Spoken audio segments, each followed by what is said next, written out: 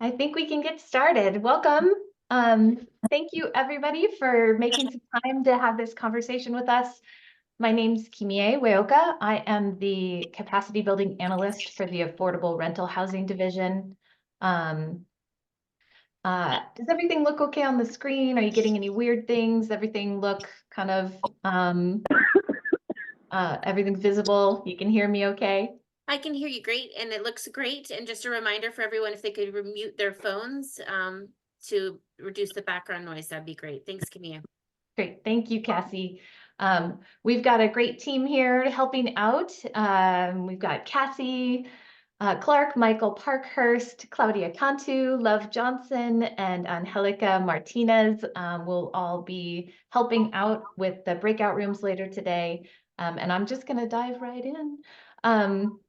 We are going to be updating some of the framework around how the GHAP capacity building funds are distributed. And so we're going to have kind of a deeper discussion today about one part of that framework, and we'll have more conversations coming up in the months ahead about the other pieces. So I will get us going here. Is it doing it? Is it advancing? It's not advancing. Advance. Oh, of course. Okay. Some materials that will probably be helpful for you to know about. The GHAP capacity building program information can be found on the OHCS grants and tax credit programs page. It's easy to find if you Google OHCS grants and tax credits. And then also today we'll be using something called an easy retro board. Cassie will put the link in the chat. And it's kind of like an electronic post-it notes page. Feel free to go ahead and throw stuff on there at any point during today's meeting. And we're going to keep that up all the way through the end of this week. So that way you have some time to take a look at what other people have put up there, add your thoughts, ideas, questions. And then after the end of this week, staff will be working on combining, and we like to use the word synthesizing, and providing a lot of the feedback that you gave to us back to you, and let you know how that feedback will be impacting the framework as we go ahead. Let's see. Oh, you can also put any questions that you might have during the presentation in the chat. If they are clarifying questions, we will try and get to them as soon as possible or take a pause. Questions that will be related to the discussions that we'll have in the breakout rooms later. I think I will ask you to hold on to those ones until the breakout rooms, and we'll have time to dive a little bit deeper into those questions.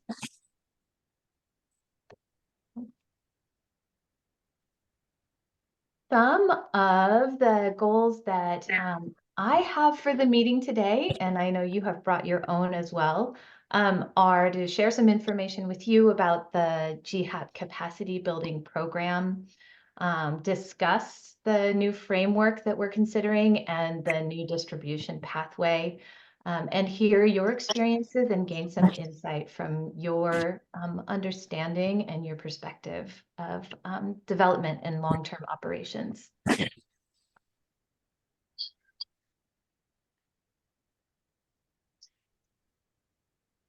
So diving right in, we've done a lot of stakeholder engagement over the last 4 or 5 years, starting in 2018. And just as recently as last year, we received a lot of feedback around what our partner organizations need around capacity building in order to develop affordable rental housing and to operate it for the long term. And so some of the key feedback that we received, themes that rose to the surface again and again, are that grants really need to be multi-year. to truly help build capacity. That OHCS needs to streamline our grant-making processes and address internal policies and other systemic or process barriers. We need to make these capacity building funds as accessible and as flexible as possible, and not be too prescriptive.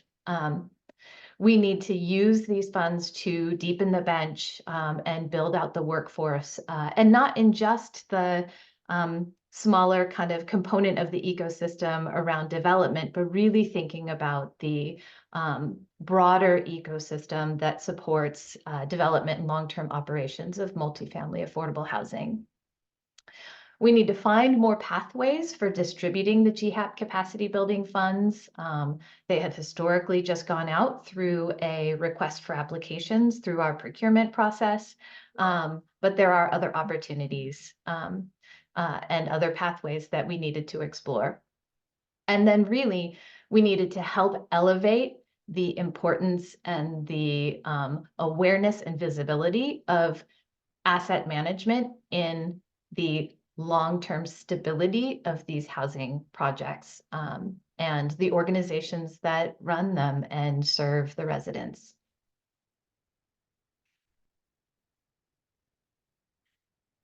So in addition to some of the strategic priorities that guide this program, there are other guiding frameworks that that need to align and also provide influence and govern the offerings that are created through this fund.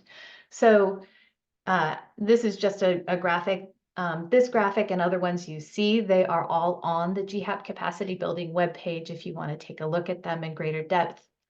But this is just kind of an example of how we have our strategic priorities for the program, but they don't live alone. They also have to align with and support the equity and racial justice policies and framework for the agency, the issues and areas of greatest need identified through a variety of assessments and analyses like the Oregon Housing Needs Analysis. And then, of course, we have state statutes and administrative rules that we often have to work within. And sometimes we can work to change or eliminate or, revise to better serve our needs and yours. So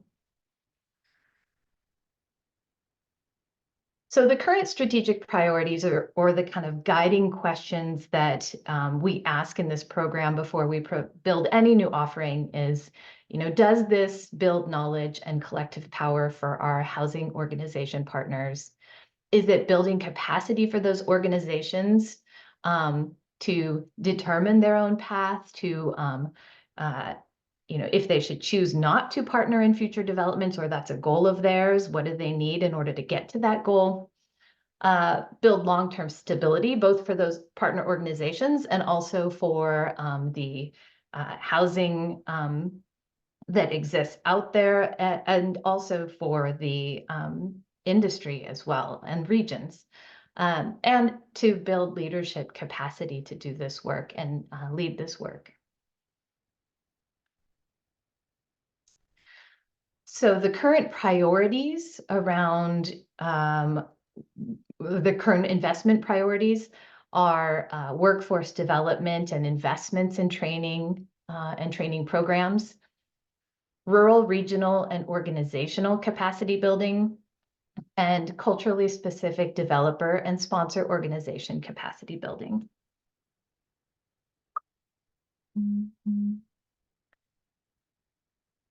Highlights from some of our work in 2023. We received feedback that tribes and local governments who also had really key roles to play in the development and long-term operations of affordable rental housing were not eligible to receive capacity building funds, these GHAP capacity building funds. And so we actually went through rules change process, and now the rules include tribes and local governments for targeting very rural needs. We partnered with other funders in Oregon to boost projects that aligned well with our priorities, our agency priorities, and our housing development goals and training priorities. We launched an entirely new NOFA pathway in partnership with the Home ARP development program, where we paired capacity building funds with the development funds in order to kind of pilot a supportive pipeline towards those Home ARP developments, future Home ARP developments. We designed and implemented a number of key internal systems to make our grant making more efficient and effective. We have more skilled staff available now and going forward in 2024 that will help drive this work forward. And the new centralized application process that's in development will presents a great opportunity for the GHAP capacity building grants to also be allocated through that centralized application process.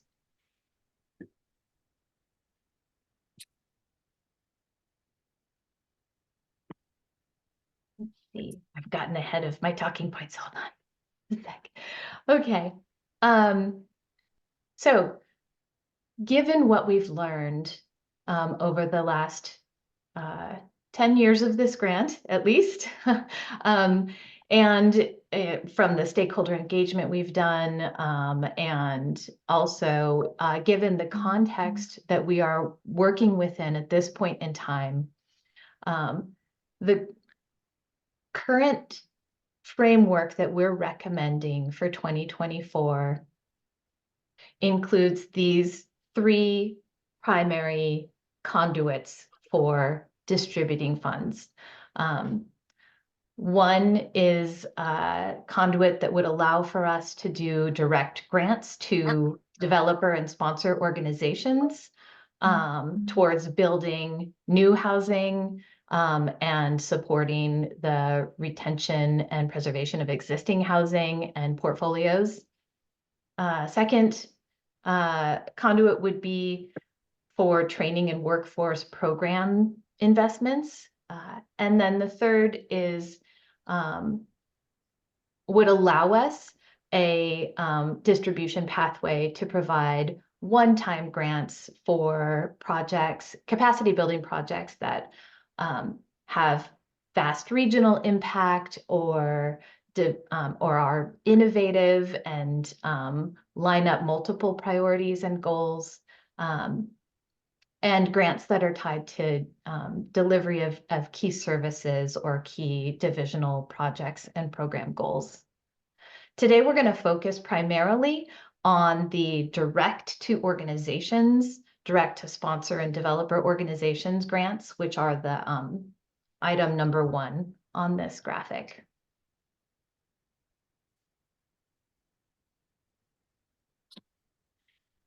So under those direct to developer and sponsor organization grants that would be accessed through the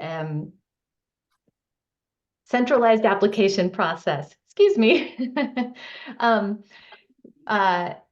they would continue to be multi-year capacity building general grants. I'm specifically call them capacity building general grants because we will have these other distribution pathways which have a different focus and purpose. They need to be tied to a new project or a project or a future project that the developer or sponsor are trying to move forward, or an existing in-service project. For example, a asset management capacity building need to sustain an existing portfolio. They're directly to eligible developers and sponsors. And when I say eligible developers and sponsors, the GHAP capacity building funds are the baseline eligibility to receive GHAP capacity building funds is that your entity needs to be either a tribally designated housing entity, federally recognized tribal housing entity, a nonprofit organization, a public housing authority, or a local government. And so those are kind of the baseline eligibility. We would maintain our current rural and culturally specific organization priorities. And we would need to consider an additional focus on geographic priorities, capacity building projects, or future or existing properties or projects that are intending to meet an unmet need in a geographic area or a particular underserved community or population, and preserving and managing assets.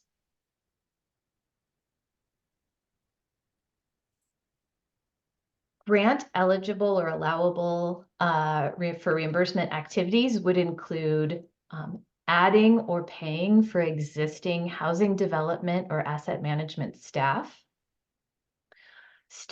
and regional partner training and education, technical assistance and consultants, housing development and operations related engagement and coordination, hardware, software, consultants you might need to bring in to help strengthen internal systems, or other things you need to bring in, put in place in order to strengthen your internal systems for long-term operations and management of affordable rental housing or development. And some project-related pre-development soft costs. Currently, we have the threshold set at up to 10% of your requested funds, your requested amount, can be budgeted towards project-related pre-development soft costs. But the grant activities topic, as well as more specifically these pre-development soft costs, are part of the breakout room conversation and questions that we have for you around what do we absolutely need to keep on this list, given that we now have a pre-development loan program, given what you know and understand you can recoup later through your project budget after your project is awarded funding for development. These are things that we really could use your help in identifying what will be most helpful to you to maintain in that pre-development soft costs category for your budget.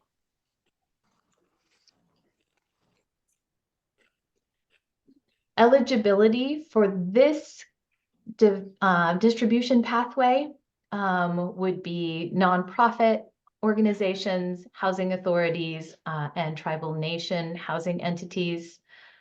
You would need to have housing development or owning and operating affordable rental housing in your organization's bylaws or a documented board decision. You would only be permitted to have one of these capacity building general grants through this distribution pathway, only one per eligible entity. That would not preclude you from applying for a one-time special project grant for some innovative idea that you want to explore. That would be separate. This is just for the capacity building general grants, direct to sponsors and developers. You'd need to have a diversity, equity, and engagement agreement registered with OHCS, and your capacity building activities need to kind of clearly be tied to your goals for developing a new project idea or bringing that to fruition, or serving an existing project or portfolio.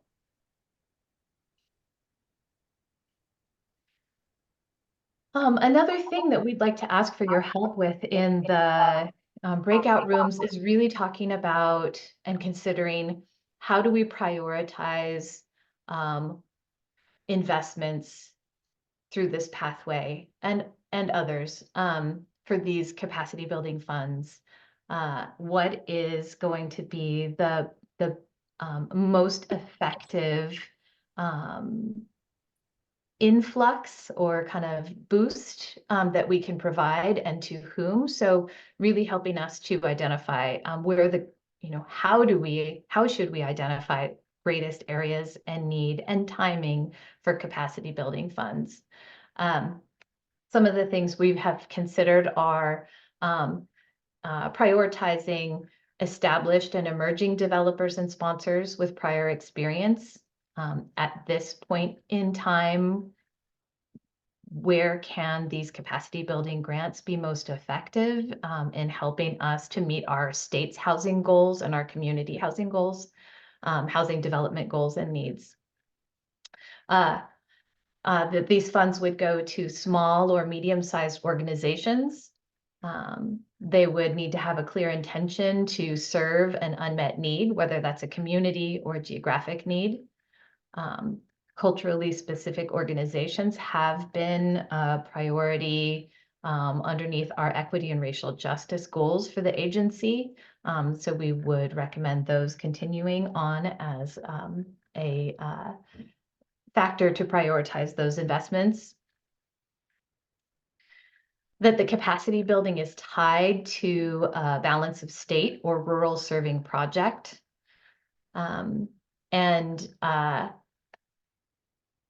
Depending on what else is identified by the state or by the agency, that those priorities would also potentially influence how we distribute these funds. For example, the Oregon Housing Needs Analysis done by DLCD and or geographic priorities that come out of that as far as greatest need for development. Well, I am going to pause and check in with Cassie about the chat and also give you an opportunity to come off of mute for a moment if you have some clarifying questions at this point. So let me check in with Cassie first. And I haven't even looked at the chat yet. Okay, well, we just had one pop in, so why don't you open up the chat because they're now starting to come in. Okay. Let's see. Okay.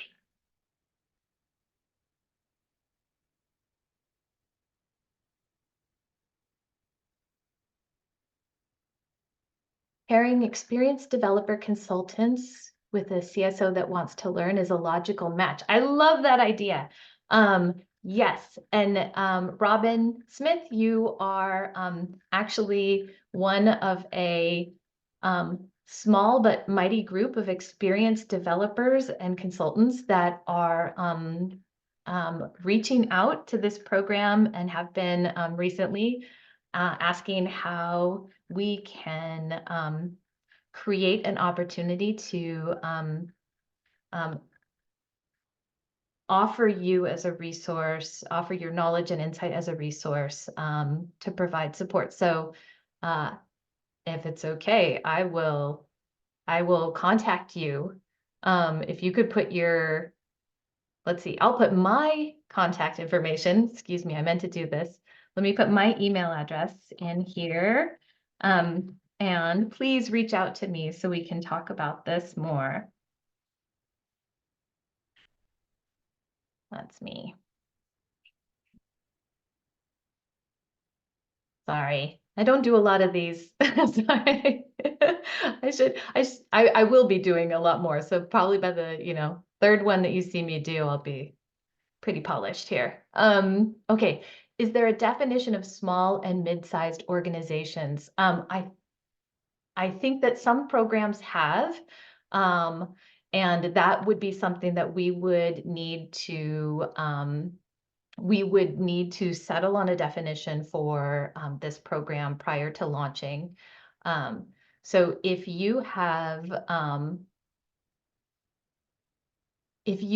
worked with other programs within OHCS and you have seen, or outside of OHCS, and you have seen a definition of small and mid-sized organizations that you like, please do send those on to me and to the program.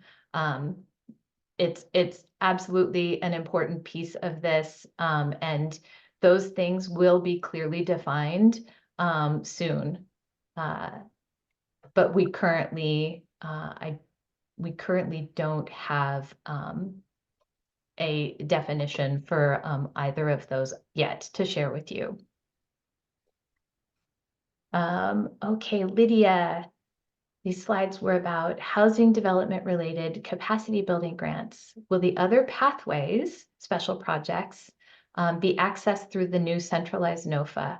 Or will those go through a separate funding process? Great question. So right now the plan is for these general grants to go through the centralized application process. This program lives in kind of an interesting space where we are required to put certain types of grants out through the state's procurement process and pathway. And so right now I am trying to get clarity and clarification internally around whether the other two pieces need to go through an RFP or RFA through procurement, or if there is a way that I can put them out through the central process. No matter what, I won't be prepared when the central NOFA opens to launch parts 2 and 3 of the distribution pathways. I'm really focusing on getting the direct to sponsors and developer organizations general grant ready to launch in alignment with the launch of the central application process. So stay tuned. I will please make sure that you're signed up for TAs. We will be pushing information out as soon as possible as these things are solidified. And then also I will be updating the program web page so that there are thorough information and resources about how to apply, what's the pathway, what does it look like to receive this grant, and kind of a whole handbook for what that entails. I'm afraid I have some too. Glad that asset management is being prioritized. Me too. Let's see. And let's see. Joe is asking, did I hear correctly that the funds in Pathway 1 are reserved for tribal, rural, and public housing agencies? They are right now the entity type threshold is tribal, public housing authorities, and nonprofit entities. I would say, some of the prioritization will be around rural and balance of state, but as well as culturally specific organizations in addition to that. Let's see. It would make sense to include the CHODOs and the CBDOs as part of the definitions. These organizations are grassroots by the definition and have an existing federal standard. Thank you. That's great. Jillian, I appreciate that. I will take a look at those definitions. I'm working very closely on the home ARP stuff with Andrea Mathiasen from the home program. So I will reach out to her and have some follow-up conversations about that. Oh, great. And James put the sign up for the TAs link in there. Perfect. Let's see. Oh, I'm so close to being right on time with my schedule here. Okay. We are at the point where we are automatically going to separate this group. We've got a pretty decent sized group today. We're going to just separate the group into smaller groups so that we can have some breakout room conversation. You're automatically just going to get put in a group, and every group is going to have the same conversation. So it's not by topics. You'll have one OHCS staff person in there just to help guide the conversation. But really, please do use the Easy Retro board if you have the ability to, if you've got kind of multiple screens going and you're on a proper computer. If you don't have access to the Easy Retro board right now, you can tell the OHCS team member who's in your room and they can help pop stuff on there for you. And again, it's going to be open through the end of the week. So please feel free to revisit it and put more stuff on there later. So we'll be in these conversation groups for about 20 minutes. And then we'll come back and do a quick report out about key points or key items that were brought up by the groups. And then I'll give you some more information about what's going to happen next with this framework and for the program. All right. Did I Okay, forget here we anything, go. Cassie? Are No, we I good? think that's it. Here we go. I think I got it all set up, and I'll send you to your rooms, and we'll rejoin in about 2:50. Talk to you then. Thanks.